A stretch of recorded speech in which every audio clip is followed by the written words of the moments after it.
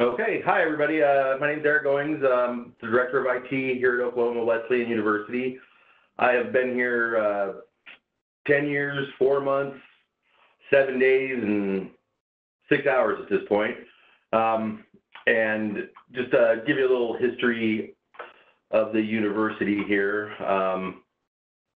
We were founded here in 1968, but we had 2 antecedent schools that joined, so we have over really a 100-year history. We have 2 campuses. We have a main campus in Bartlesville, Oklahoma, which is about 45 miles north of Tulsa. It's where Phillips 66 Oil Company was founded, and they still have a large presence here in town, 3,000 or 4,000 employees in a town of 32,000 people. So they pretty much dominate the market here for jobs. We have undergraduate, graduate degrees. We do a large adult and graduate studies evening program for working adults. And we also have a smallish online presence at this point. In total, we have about 1,600 to 1,700 students, depending on the semester. About between 600 and 700 of those are on-ground traditional students. The rest fall into the adult and the online programs. We have a really good reputation academically. We generally rank in the top 10 every year, schools in the West and best value. And our faculty, 5 of the last 7 years have garnered the Best Faculty in the Nation award. And we're proud of that here. So I'll go to just a little bit of background about our IT department. We have 5 people, including myself, running everything here. We have about 150 full-time staff and faculty, about 1,700 students, then about 350 adjunct faculty that we have in a pool that we use. So we support all them, and we're in charge of the phone system and cell phones and printer. I mean, you know, if it plugs in classroom technology, that's us. So we're spread thin, so that's, you know, part of the reason we were looking for ease of use on a storage system. A little background about where we started 10 years ago. When I started here at Oklahoma Wesleyan University, we had 4 servers on campus: a file server, an Active Directory server, and a backup system connected to a tape drive, and then a server that ran our student information system and HR system. And we had 3 megabytes of internet connectivity for the whole campus. 10 years later, we're completely virtualized. We have about 55 servers that we're running. We have a redundant gigabit Ethernet connection, complete coverage with Wi-Fi. Come a long way in 10 years. In terms of storage, the first thing we did is we moved to a Blade Center, IBM Blade Center H, and we had a fiber channel array connected to that. That was IBM as well. When we decided to move away from the Blade Center, we went with Dell pizza box servers connected to a Nimble array, and we're running through iSCSI on that. Excuse me. And we've been on that for about 3.5 years, and we were starting to run out of server capacity and getting a little tight on storage at that point. And so started looking. The first thing I went to do was like, well, Nimble, I can just you know, add a shelf to my Nimble array. And I said, but we also need, you know, we don't have the ability to upgrade the capacity in our servers, so, you know, maybe we'll look at getting new servers too. And when I talked to Nimble, our array that we had was just about out of service life, had about 1.5 years left on it, and it was going to be about $30,000 to add the capacity we needed to it. So started doing math in my head, like, okay, $30,000 for another shelf, and our main unit's going to be out of service in 1.5 years, and I'm, you know, need new servers too. So I started hearing about hyperconverged. I think the first people that reached out to me about hyperconverged was EMC, or I don't think I reached out. I think I went to a lunch and learn down in Tulsa and was intrigued by the concept of hyperconvergence and trying to formulate what that could do for us in terms of flexibility and adding capacity. We needed to do backup system at the time too, and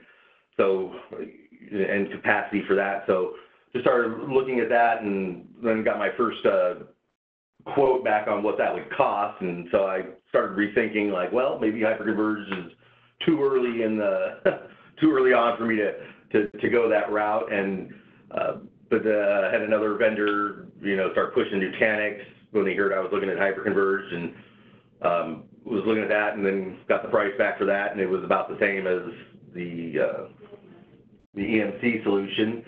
And so I thought, well, I'm going to do a deeper dive and start looking at like scale, and but we already have a really big investment in VMware, and with scale that wasn't you had to use their hypervisor, and the learning curve for that. And so then I went to another lunch and learn down in Tulsa with a vendor I used to buy servers with, and they had Maxa there, and was really intrigued by it, and started doing some research and talking, and decided that was the way to go for us. And I think the reason that I really liked it, I mean, yeah, you look at the price, and the price point is really amazing on it. And since I needed to do servers anyway, it really made a nice solution that I could design from the ground up and have extra capacity down the road. But the software is great, and the licensing on it's great, and the support on it has been fantastic.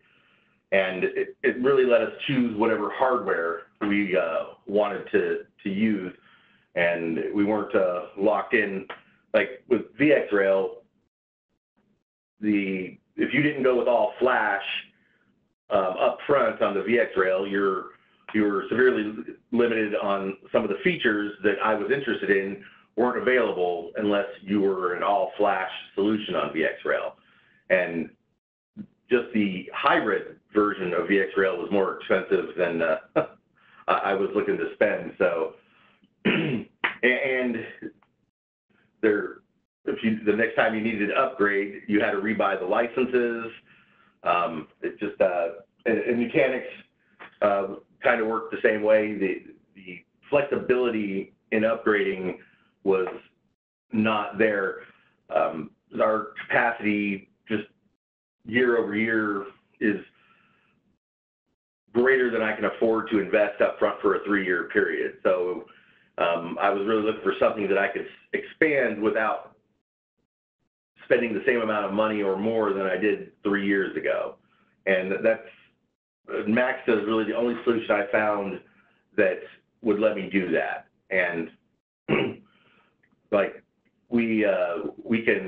I bought servers that had a lot of extra capacity in them that we didn't populate up front. We went here with the Dell R730 XD servers, and they have, I believe, 32 memory slots in them, or we've populated 16. They have 20, well, the one we have actually has 26 drive slots. 2 of them we run the Maxa software on, and so that leaves us with 24. We have 12 populated right now in a 3-server cluster. And in that 3-server cluster, we have 52 terabytes of usable space, and we have 512 gigs of RAM per server. So it will allow me to go to over 100 terabytes and to a gig of memory on each server. So in 3 years from now, when I need more capacity, I shut down one of the servers, populate the memory, put some hard drives in, spin it back up, do that with the other 2, and I've essentially doubled my capacity, except for compute. And I did overbuy on the processors up front to be able to handle that, because I don't really want to be switching out processors down the road. And for compute capacity, also the thing that's nice about Maxta is that I can add another server without populating any of the hard drives in it if I don't need, and just use it for compute for my VMware cluster. And that's something we'll probably do this next summer, is add another XE730 into the mix with processors and in it to do that, to expand the capabilities for VMware for processing power.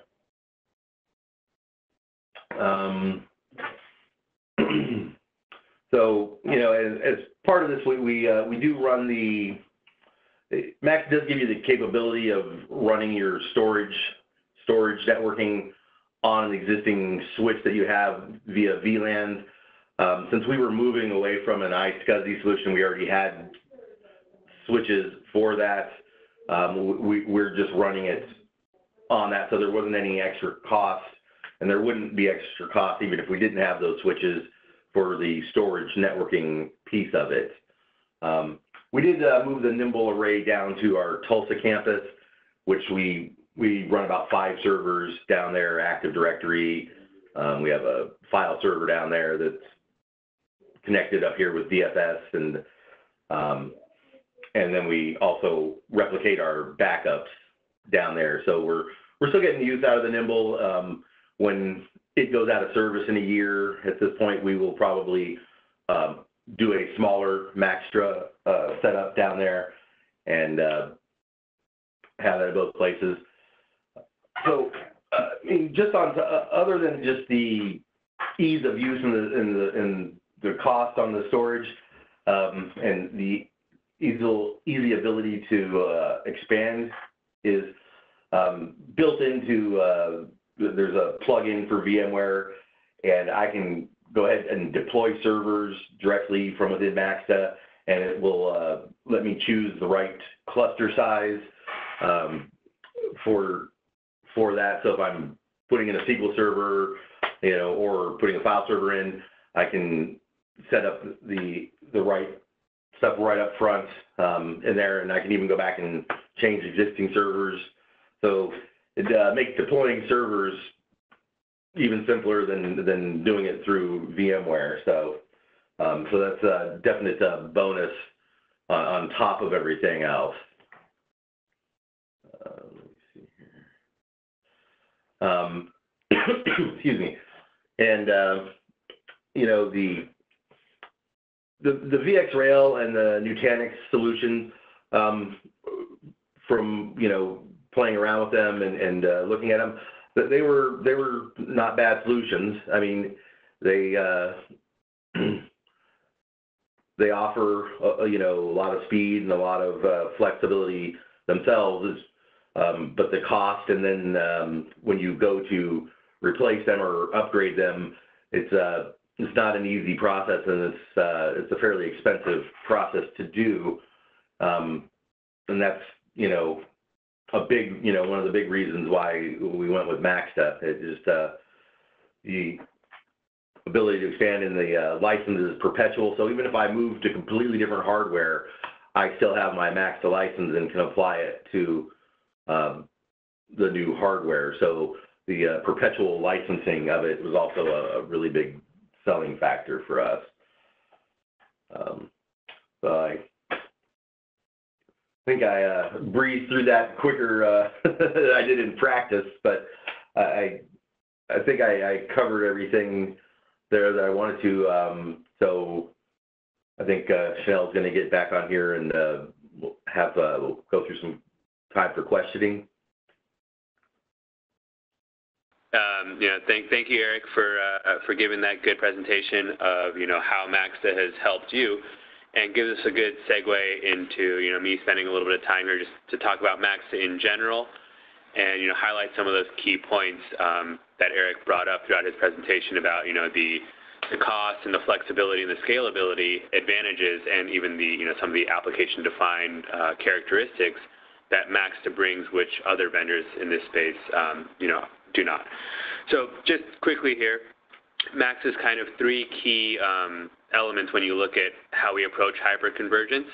So the first key one is we are a software-based vendor. So, as Eric had mentioned, we don't sell an appliance, which kind of leads into the other 2 points here, which is the vendor independence allows you to pick the server vendor of your choice. So, I think Eric had mentioned that he's using Dell's and already had Dell in his environment from before. And so that kind of allowed him to continue using Dell and continue using the partner that he was comfortable with. Similarly, on the hypervisor side, we are platform agnostic there also. So whether it's VMware or a KVM Red Hat virtualization type of platform, you can go ahead and deploy Maxta as the underlying storage on both of those options. And all of this gives you a lot of negotiating power, right, when dealing with your vendors. You have the flexibility to not be tied into any single vendor there.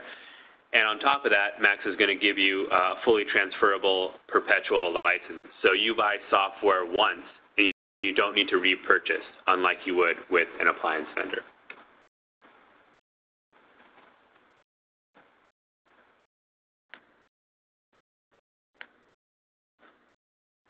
All right, so just quick coverage on the customers here. You've got, customers like Lenovo, the U.S. Air Force, and obviously Oklahoma Wesleyan.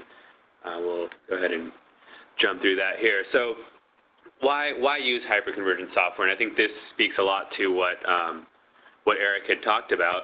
So when you look at the traditional environments with storage arrays hooked up across some complex networking to your servers, you have a lot of complexity both from a management perspective and also from an operational perspective, right? You have to map those, you have to carve out LUNs on the storage array, and then you have to map those to the host. You have to remember when you're deploying a VM, which LUN had what characteristics, and does that application running on the VM fit the right characteristics for that LUN. On top of that, storage arrays and that whole three-tier infrastructure is very expensive. You're paying for that proprietary hardware, and you're renewing it every 3 to 5 years. You're paying for the expensive servers and also all of the complex networking in between.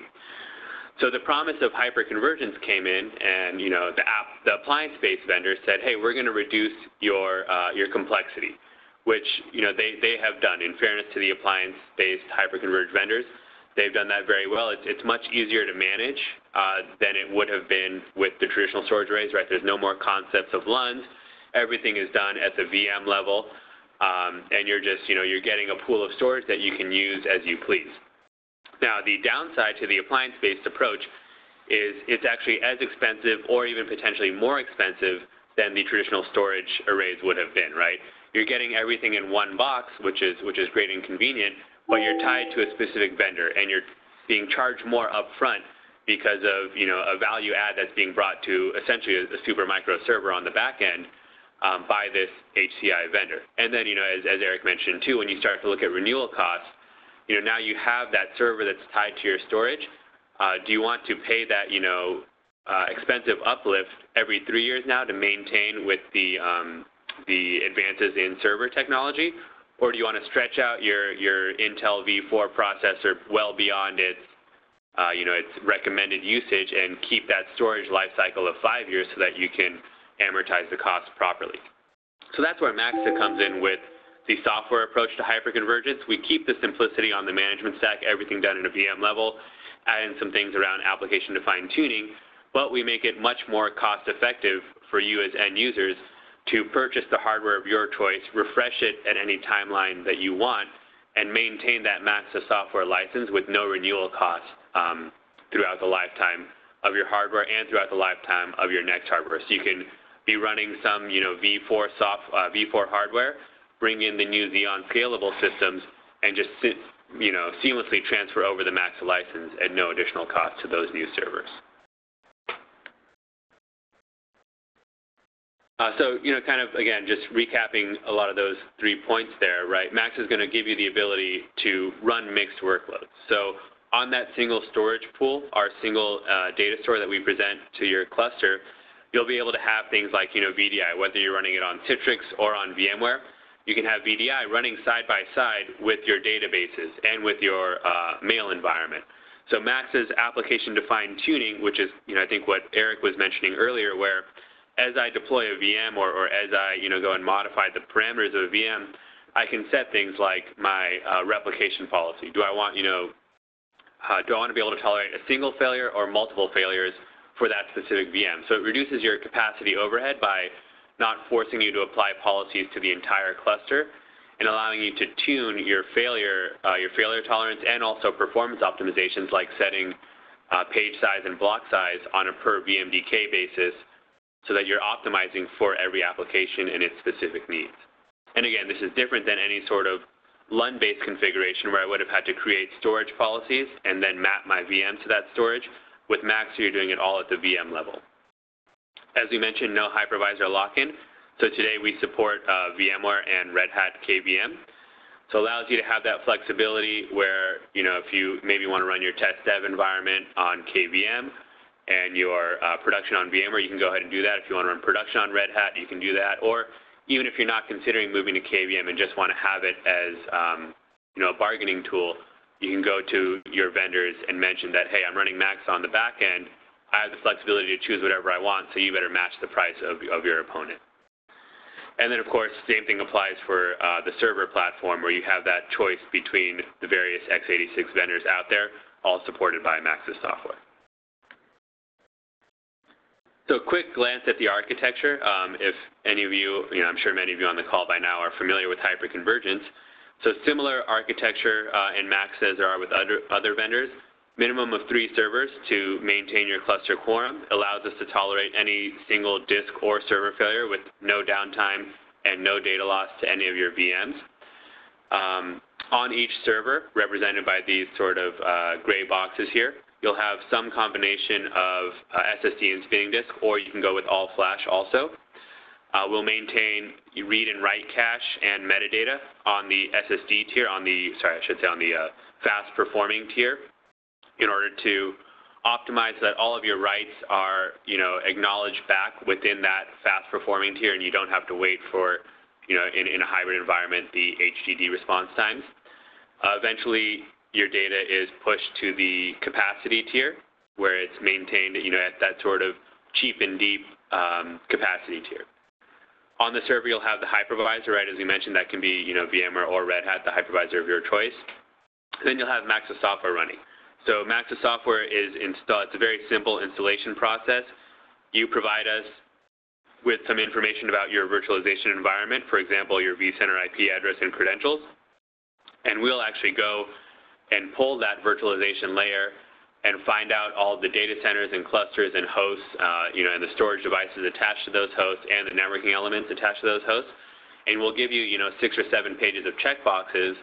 You click install, and then we automatically deploy our appliance on each server. That appliance in a VMware environment is a controller VM, and in Red Hat is a Docker container, running our file system and communicating across nodes to do things like replication and high availability. And the end result is you get that Max global namespace presented to all of your all the servers in your cluster and all the VMs, so you can just start deploying VMs onto that data store and setting those application characteristics like page size, like replication factor, and a lot more that we'll get into later. So a quick look at our UI.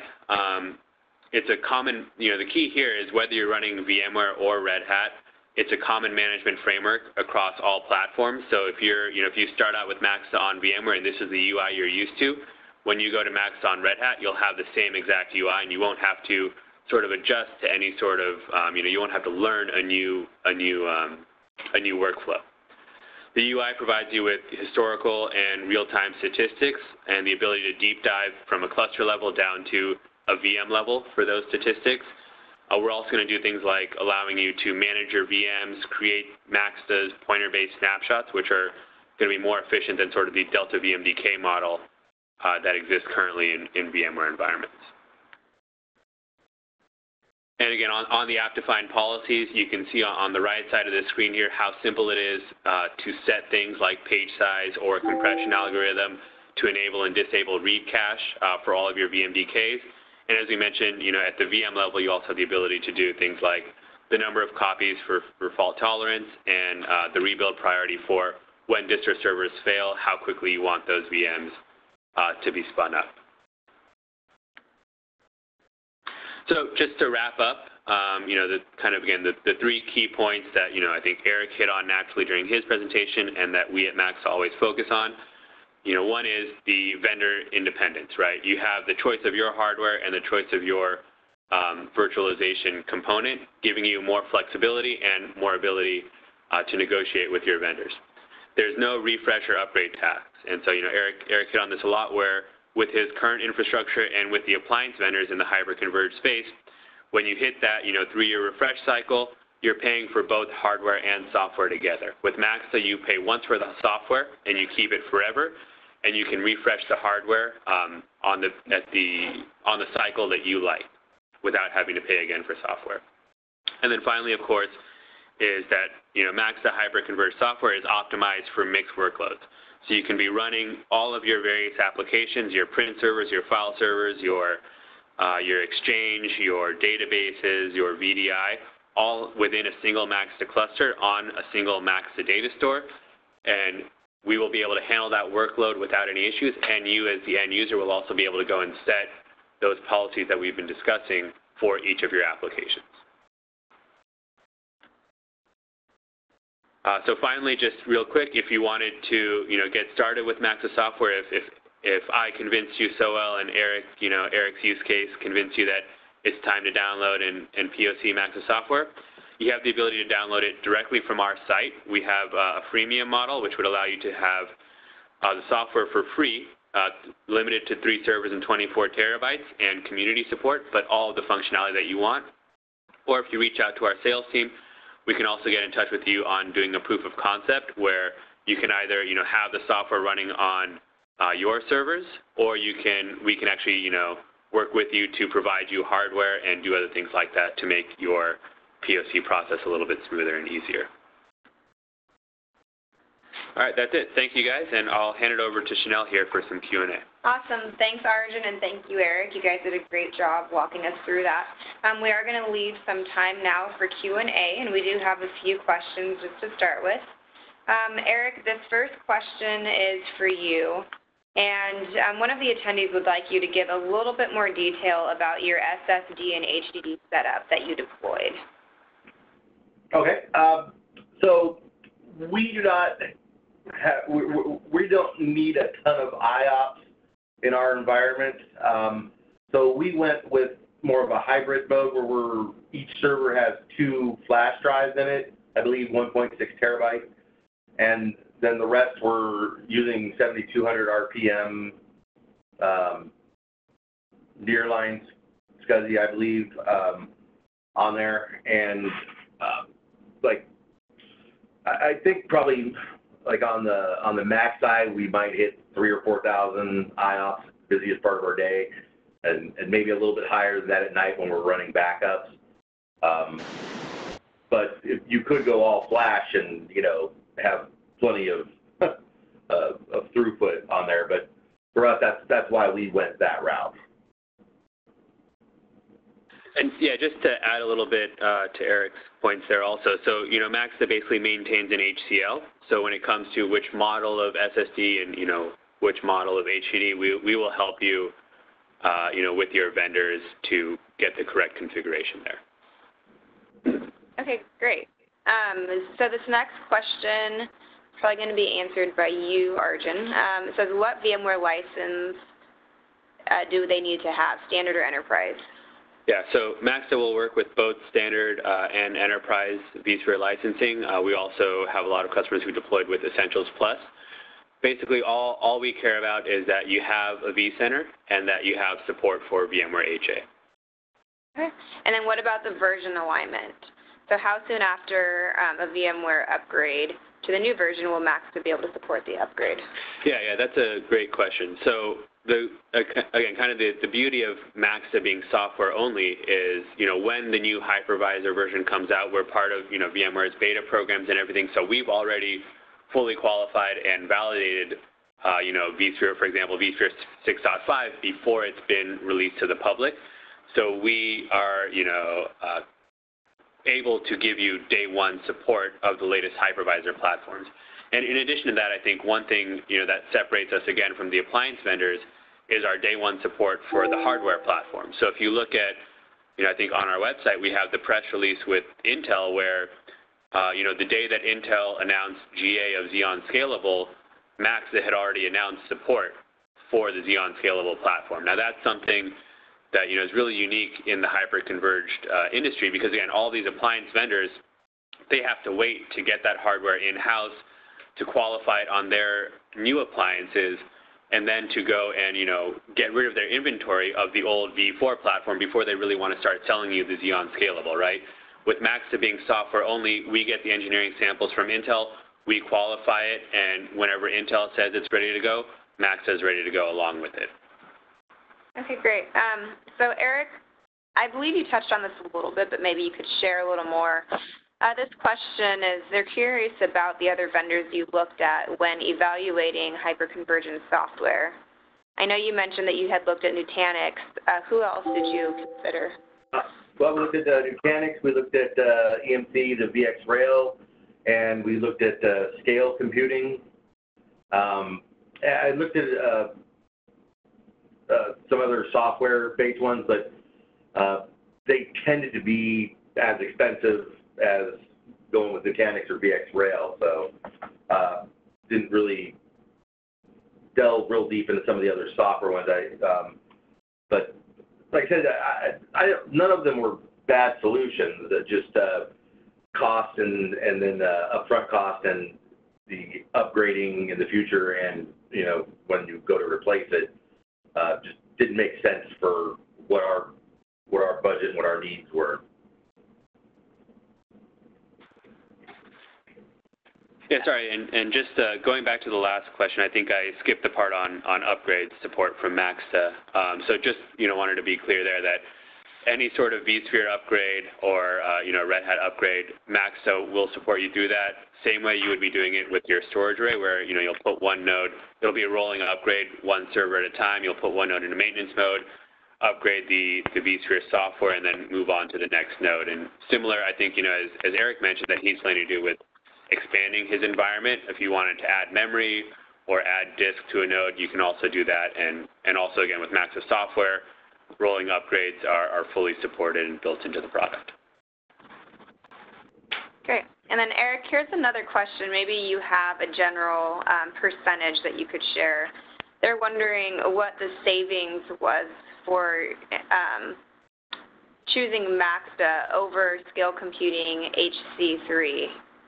If you have that, do you have that information available? Yes, Scale was the next least expensive option, but it was still probably about 25% more than going with Maxa and the Dell servers that we went with. Honestly, it wasn't as inexpensive as I thought it would be. I met with them at a conference in Las Vegas, and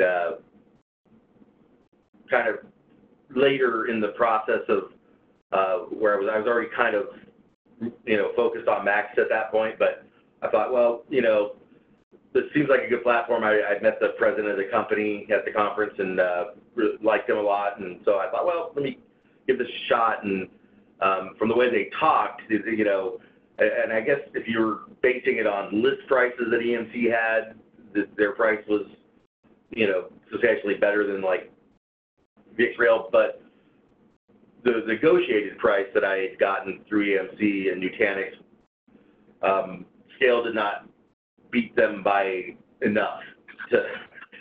I mean, honestly, I would have probably, if I hadn't gone with Max, I would have probably gone with somebody other than Scale, because I didn't think their price was substantially better for some of the limitations it had. So.